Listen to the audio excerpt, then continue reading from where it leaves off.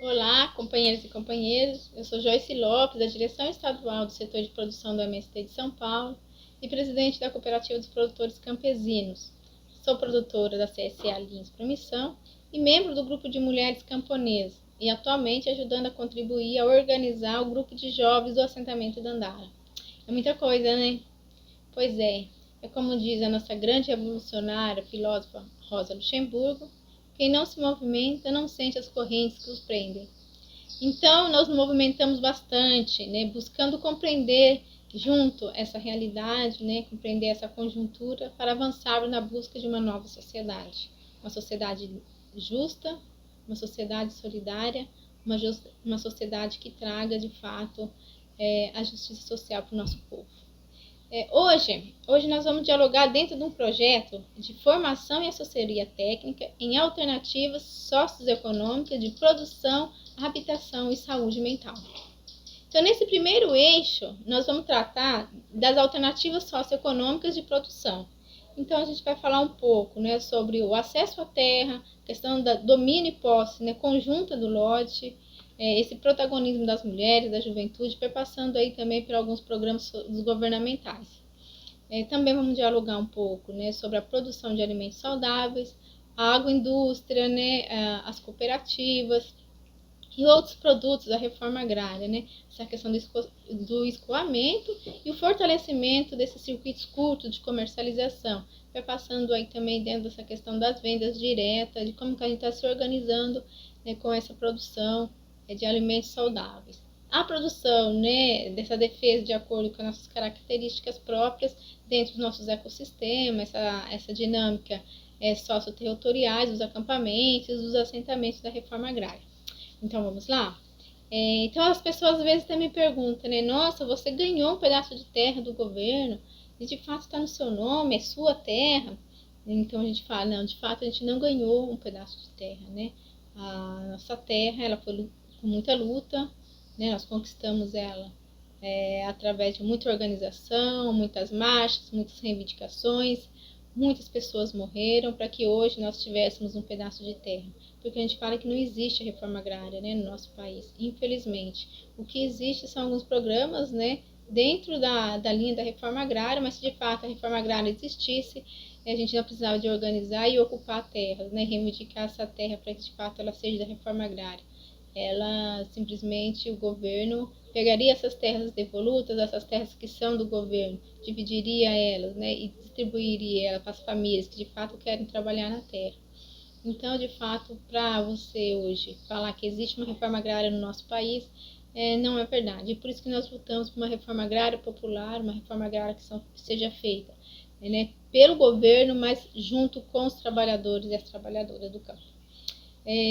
Então, para nós também ter essa questão da organização, né, da terra como uso, né, porque a gente fala assim que a terra ela não nos pertence, né, nós apenas a pegamos emprestado para os nossos filhos, né, futuramente para os nossos filhos, porque a gente passa, né, de geração para geração. Então, assim, nós não somos donos da terra, né, a terra nós temos a posse de uso dela. Então, enquanto nós estivermos daqui, a gente vai continuar, né, lutando, trabalhando na terra, que aí nossos filhos vão fazer isso, nossos netos, e assim sucessivamente, né, a terra ela é para quem quer trabalhar, enquanto a gente estiver trabalhando na terra, então ela nos pertence.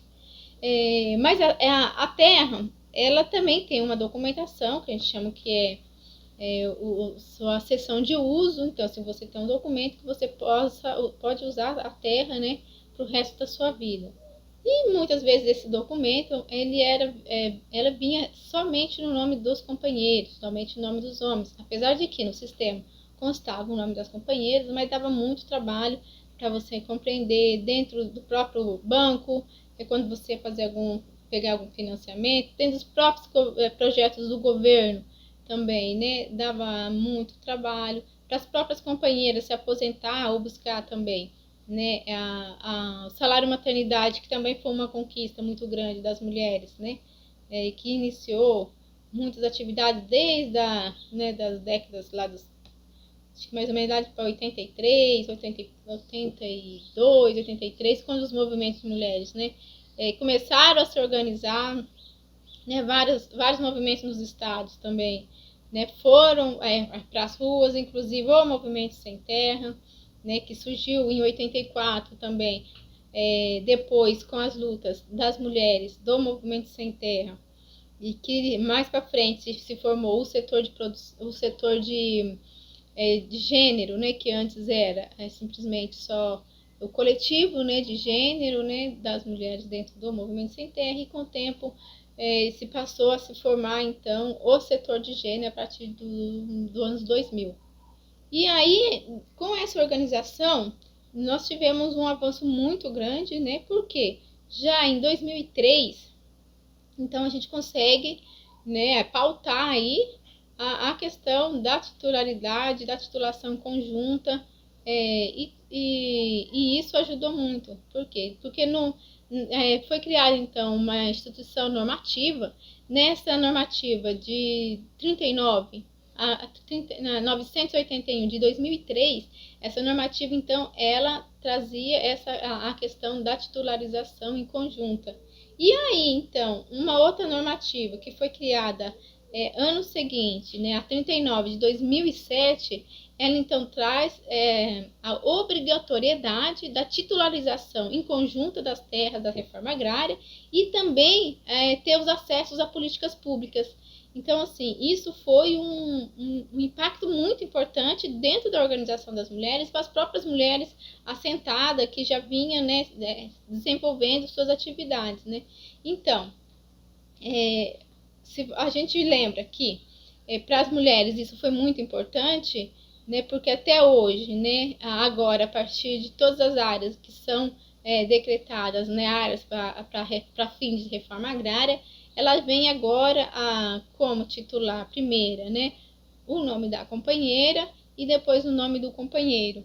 Então, porque eles falam que as companheiras, né, têm essa capacidade, muitas vezes, infelizmente, quando acaba o seu relacionamento, né, se ela fica com as crianças, né, que são a maioria das vezes, então ela fica com a terra, e para ela é mais difícil ela ter que se desfazer dessa terra. Então ela vai ficar na terra e vai repassar para os seus filhos, né?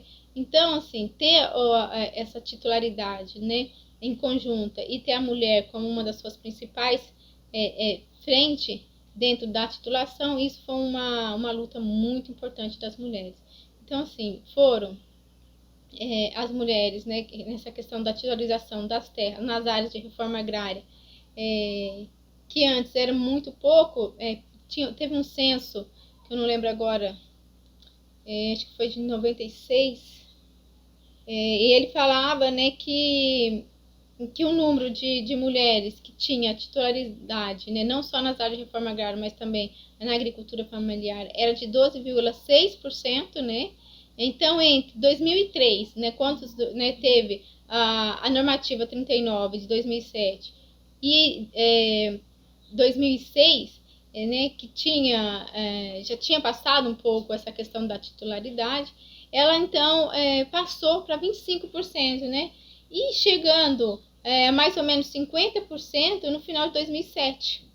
Então, assim, no final de 2007, os estabelecimentos, né, da reforma agrária, eles já estavam, então, com 50% já dessa documentação, já em posse do nome das companheiras e dos companheiros, mas sendo a titular, então, as companheiras.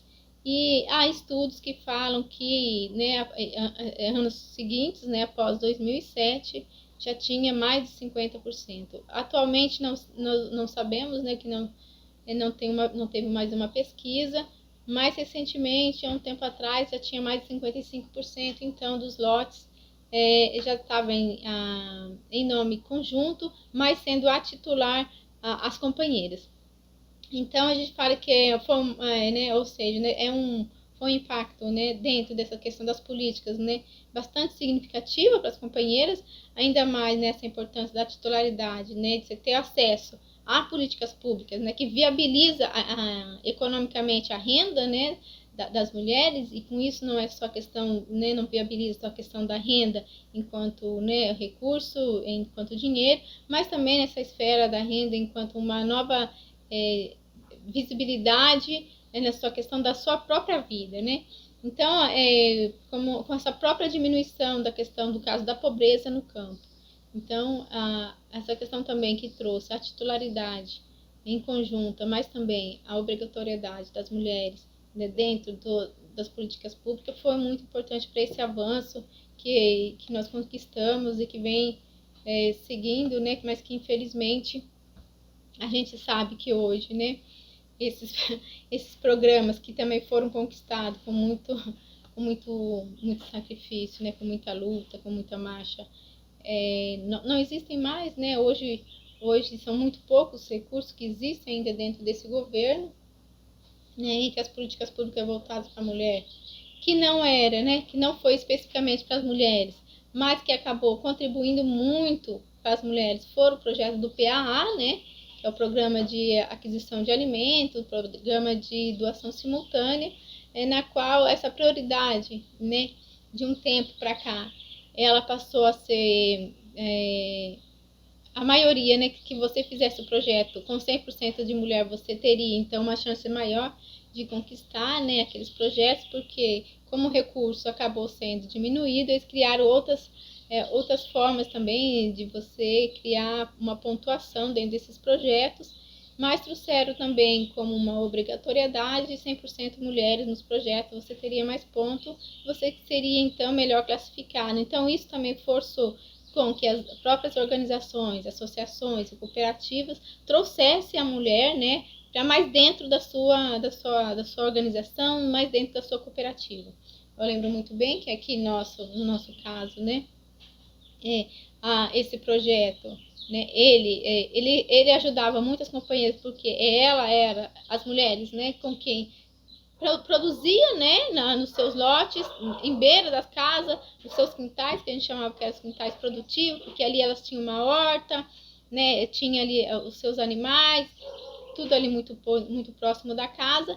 Então, com essa produção de verduras, legumes, temperos, de ervas medicinais, acabou ajudando muito dentro desse projeto do PA. Porém, muitas vezes, quando a companheira vinha, né, para reuniões, para as assembleias, quem vinham eram os companheiros, os projetos eram o nome deles, assinava o cheque, entregava, e aí as companheiras não viam esse recurso, né? Então isso foi muito, por um lado positivo, né, que trouxe essa questão de ter a mulher, né, como uma das principais para ter acesso a esse programa, foi muito importante, porque as companheiras começaram a participar da assembleia, elas vinham para assinar o projeto, e elas quem vinha para receber o cheque, porque você tinha que entregar o cheque na mão da companheira, e ela teria então que assinar um recibo que ela recebeu. Então, isso aos poucos foi trazendo muitas companheiras para dentro das cooperativas, para dentro das associações.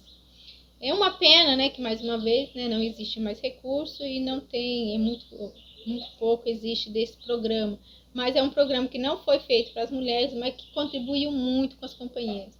Os programas que foram feitos para as mulheres, né, então, como o Fomento Mulher, né, que já no próprio governo Temer, ele acabou, né, ele foi extinguido quando extinguiu o MDA, né, então acabou com esse projeto, um projeto muito importante, na qual tinha algumas modalidades para as companheiras, né, poderem trabalhar, né, que era você trabalhar com estufa, você trabalhar com as hortas sombreadas, com sombrite, você poderia comprar um gado. No meu caso, eu comprei 3 novilhas na época, e que hoje, né, muitas delas que tenho no pasto, que quando dá um aperto aqui eu vendo um bezerro, vendo uma novilha, que já foi fruto, né, dessa produção, desse programa que foi um apoio mulher, que foi muito importante, né.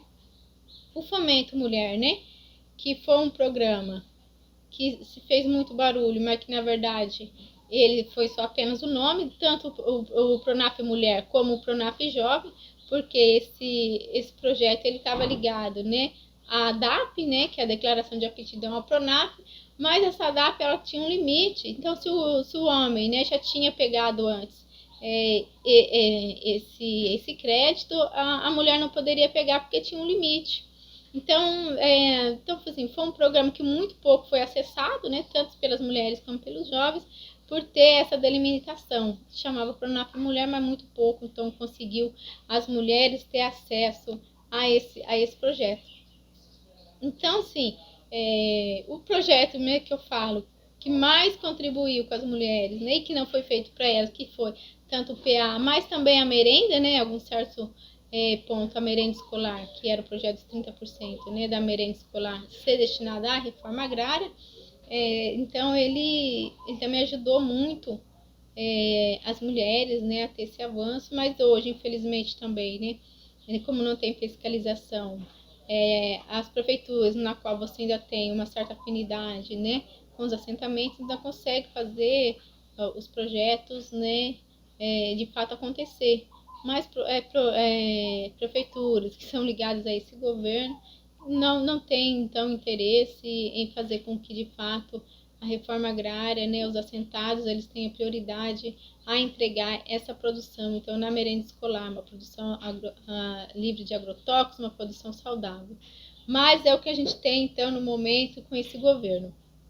Então, assim, o projeto que, de fato, né, poderia trazer mais uma autonomia para as mulheres, né, que era o PRONAF, que não aconteceu. E, então, assim, realmente essa perspectiva, né, de ter esses outros projetos em relação a essa cessão de créditos, né, porque é uma lógica de financiamento, segundo a qual, né, cada família tem uma determinada capacidade, então não aconteceu, né, então, assim, então foi muito pouco utilizado o PRONAF mulher, que também era destinado às mulheres. Houve, então, também, né, outras formas produtivas, né, das mulheres rurais, que está voltada a essa questão do financiamento e capacitação das mulheres, como eu já falei, que era o apoio mulher também, que no governo Temer, então, ele foi totalmente extinto, né, através da extinção também do MDA. Então, para a gente trabalhar um pouco mais, né, sobre essa questão, né, da mulher, da sua importância, né, dela trabalhar dentro desses projetos, né, desses programas. E que agora, né, com o tempo, né, desde já do próprio governo Dilma, né, que foi diminuindo a questão dos recursos, até chegou o governo Temer, que distinguiu de vez, nós precisávamos então de buscar outras alternativas, né, outras formas de fazer com que essa produção ela fosse escoada, né. Então, já vinha se trabalhando dentro do Movimento Sem Terra, no seu último congresso, que tirou a agroecologia, né, como uma das suas ferramentas de lutas, e então nós teríamos que estar organizando, trabalhando, formando o nosso povo, né, dentro dessa questão da agroecologia, fazendo na prática. Então, isso ajudou muito. Quando começou a iniciar, então, os trabalhos dos sistemas agroflorestais, os SAFs, né, porque ele trouxe na prática a questão do reflorestamento, a questão da produção de alimentos saudáveis e, junto com ele, trouxe a renda. Então, assim, foi aonde então, que a gente começou a iniciar uma nova etapa, um trabalho dentro dos assentamentos para trabalhar a questão da agroecologia, a questão da agricultura, de uma alimentação saudável. Então,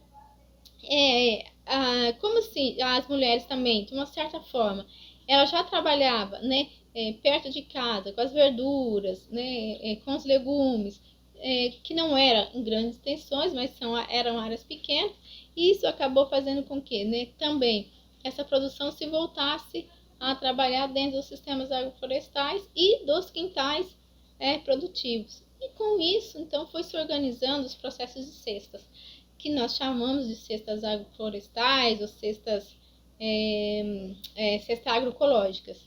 Essas cestas, então, elas são entregues, né? Hoje, elas são entregues, eu acho que em quase todas as nossas áreas de assentamentos, né? Não são todas, mas quase todas elas. Hoje, né, trabalha com as cestas, né? Nós temos hoje, só aqui em Promissão, né, a região aqui na qual eu estou falando, né, em Promissão, nós temos 4 experiências de cestas, né? Nós temos a cesta de comercialização, né? A cesta agroecológica do assentamento Luiz Beltrame, nós temos a Mãe Terra, nós temos a Mulherão do CSA e nós temos aqui a CSA Lins Promissão. Então, assim, só nesses 4 áreas, mais o acampamento Dom Tomás, que também entrega a sua produção, que eles produzem dentro do acampamento, suas verduras, seus legumes, junto com a cesta da Luiz Beltrame.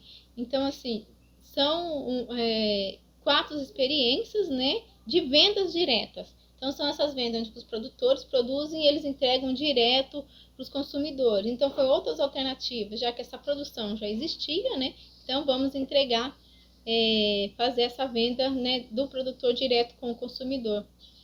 Aqui na nossa região, nós temos o Mulherando, né, que é organizado pelas mulheres, né, que é lá no assentamento lá do Arnoldo de Souza, em Piratininga, e que é feito com as companheiras. E aqui a CSA Lins Promissão, que nós somos em 4 companheiras e um companheiro, que ajuda nessa questão da produção, mais as companheiras, né, dos outros lotes. E também nós temos mais 4 companheiras e um companheiro, que são nossos coprodutores, que também ajudam. Então, assim, a maioria também é organizada, então, pelas companheiras.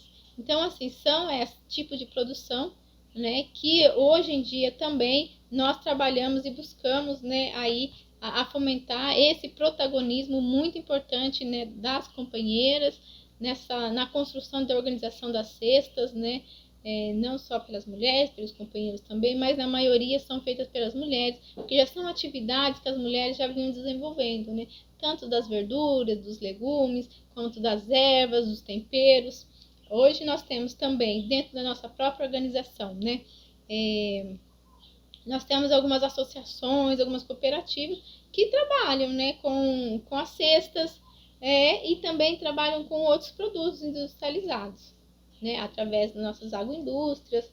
Hoje nós temos aqui também, aqui na minha mão, né, nós temos aqui os produtos da Rosa, é o mel, que é produzido então lá também, né, pela cooperativa, pela associação, né, lá do Rosa Luxemburgo, lá na escola em Aras.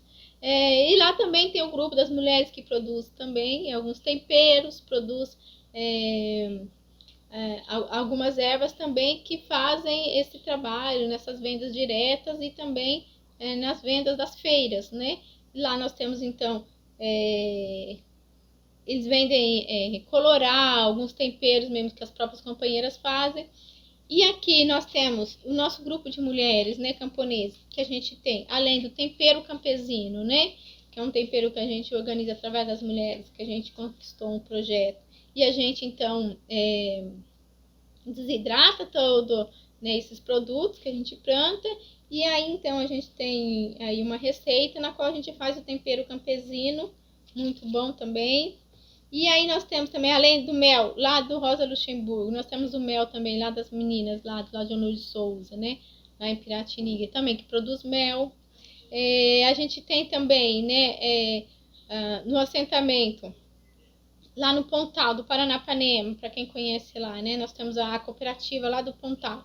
A cooperativa lá do Pontal, eu acho, se eu não me engano, acho que é a Arca, né? A Arca. Ela faz a farinha de mandioca, né? Também nós temos, né, o café da Dona Cecília, junto com os temperos, né? O café e os temperos também lá, das mulheres lá da Copicate. Nós temos então o iogurte, né, o leite, a manteiga da Coapar, que é da Regional de Andradina, né? Os temperos nossos das mulheres, que é da Regional de Promissão, que é feito então pela Coprocan e pelo grupo de mulheres camponesas. E nós temos o milho, né, o feijão agroecológico da Terra, né, a cachaça socialista da Copagri, o sabonete e as tinturas da Coplantas, que são da regional, então, sudoeste, né? E além, né, da gente ter todas essas associações, essas cooperativas, que já vem fazendo esses produtos, faz escoar também a sua produção, a gente tem, então, as cestas agroecológicas, que está em quase todas as nossas regiões aí também. Nós estamos em torno, mais ou menos, de umas 28 associações e cooperativas dentro das áreas de assentamento que são ligadas ao Movimento Sem Terra. Tem outras, né, existem outras associações cooperativas, mas que são ligadas, então, à organização, ao Movimento Sem Terra. Nós estamos em base aí de em torno de mais ou menos 28 dessas organizações. Então, essas experiências também de comercialização, que, né, que já vem trabalhando, trazendo também o protagonismo das mulheres, mas também uma atividade em conjunto com toda a família, né? Ela vem cumprindo um papel muito importante de diálogo com a sociedade, né? Vem fazendo esse trabalho com a classe trabalhadora, e isso vem acontecendo nos espaços de feira, na hora que a gente entrega as nossas cestas, e também nos espaços que a gente chama de armazém do campo. Não sei se vocês já conhecem, né, o armazém do campo. Nós temos aqui o armazém do campo lá na capital, e se der tudo certo, nós estamos agora então abrindo mais 3 armazéns do campo aqui em São Paulo: o armazém do campo em Bauru, um armazém do campo, né, em Franco da Rocha, e um armazém do campo na Regional de Ribeirão Preto. Então, assim, são outras formas da gente também, né, produzir e escoar a nossa produção através das nossas agroindústrias, através das nossas associações e cooperativas. Então, essa forma de você vir trabalhando de forma cooperada, né, ela também traz esses benefícios de você também ter um outro espaço como o armazém do campo, para você também estar escoando a sua produção. Então, assim, a gente fala que isso é muito relevante, né? Porque além de você fazer todo esse trabalho, né, de organização coletiva, de trabalhos cooperados, você traz também dentro de todo esse processo a questão da formação, né? Porque são todos produtos livres de agrotóxico, né? São todos produtos produzidos, né, dentro da agricultura familiar, com mão de obra da própria família, né? Então, a gente fala que isso é muito importante, né? Isso traz uma autonomia muito importante, não só para as companheiras, mas também para os companheiros, mas para a própria comunidade na qual essas organizações estão inseridas. Então, eu falo que é relevante destacar, né, que as cestas e as feiras da reforma agrária, elas trazem um papel muito importante. Então, né, as cestas agroecológicas, né, que nós propomos uma mudança na matriz produtiva, né, da agricultura do agronegócio, né, para a agricultura orgânica, para a agroecologia, para a agrofloresta, né? Então, se nós propomos que essa comercialização ela seja feita, né, de forma direta, né, aproximando então os produtores dos seus consumidores. Então, por isso, nossa estratégia são a organização e a realização das feiras, nessa que nós estamos chamando das feiras, né? Feiras da luta contra os agrotóxicos, as feiras da reforma agrária popular, e também nós estamos chamando aí as nossas cestas, né? Cestas agroecológicas, cestas agroflorestais, muitas produzidas, né, em sistemas agroflorestais, nos próprios quintais produtivos, né? Então, com uma produção, né, saudável, livre de agrotóxicos, que a gente vem trabalhando essa questão das nossas feiras, das nossas cestas e da produção dos nossos alimentos. Como eu já dizia, né, a questão da nossa feira nacional, né, no Parque da Água Branca, a gente fala que com as vacinas, né, com esse avanço da vacina e com a diminuição dos casos de Covid, é possível que em breve, né, a gente volte a organizar as feiras novamente, querendo o João Dória ou não querendo. Então a gente vai continuar assim lutando para que as feiras nossas possam acontecer, né? Então, assim, essas experiências, né, tanto das cestas quanto das feiras, ou esses outros canais de comercialização, né, das nossas CSAs e também dos armazéns do campo, a gente fala que eles são muito relevantes, né, dentro da nossa organização da reforma agrária popular, né, porque ela representa essa importante estratégia para escoar a nossa produção, né, a produção das nossas agricultoras, dos nossos agricultores, que produzem de forma agroecológica, né, que assim ela vai absorver toda, né, essa grande diversidade, né, esse tipo de alimento in natura, os produtos beneficiados das cooperativas, das associações, mas também esses pré-beneficiados também, que a gente tem uma mini agroindústria que a gente embala mandioca a vácuo. Então, são produtos, né, pré-processados também, que vão se organizando, né, que vão sendo incluídos dentro dessas atividades que a gente faz através das cestas, através do armazém e também através das nossas feiras, né. Então, assim, de uma vez, né, que eles são os próprios produtores que vêm, né, produzindo e comercializando, né, dessa forma direta, né, com os nossos consumidores, sem ter os atravessadores. Isso é uma forma que a gente fala que é de fato trabalhar dentro da reforma agrária popular e trazendo então agora a presença das nossas associações cooperativas através do Armazém do Campo. E com isso a gente vai trabalhando tanto internamente como externamente, porque ao você trabalhar com as famílias, né, produzindo essa produção saudável, você também faz um trabalho de base interno e também faz um trabalho de base externo. Porque quando você também divulga, você vende, você faz essa relação direta com os seus consumidores, você está fazendo um trabalho de base também com a sociedade, né? Então, mostrando como que é a reforma agrária, mostrando o que de fato a gente precisa, né, para construir um mundo melhor.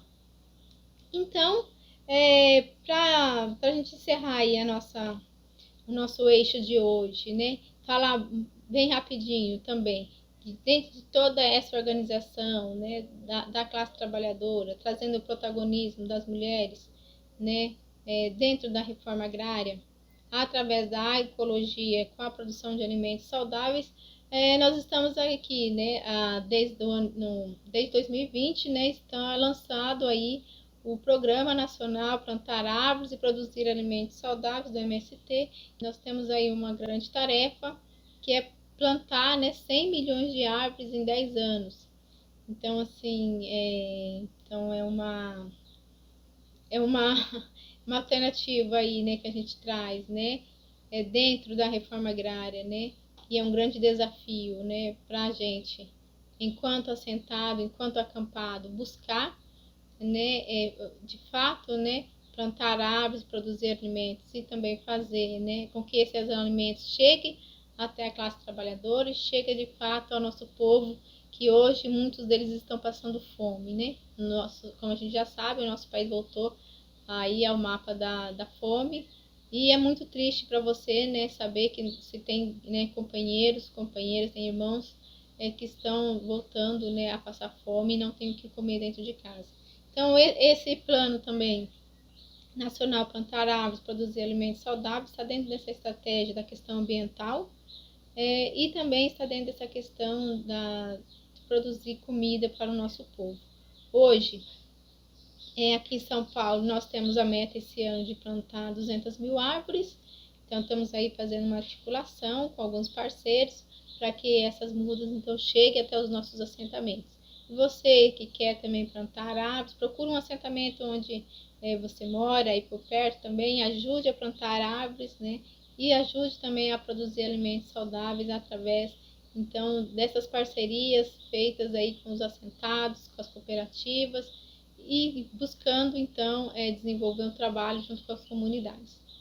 Então, até para isso, a gente conta, então, com o apoio de toda a sociedade, parceiros das universidades, para que, de fato, nós possamos não só atingir essa meta, a questão numéricas, mas que, de fato, a gente possa atingir essa questão da formação, da consciência do nosso povo.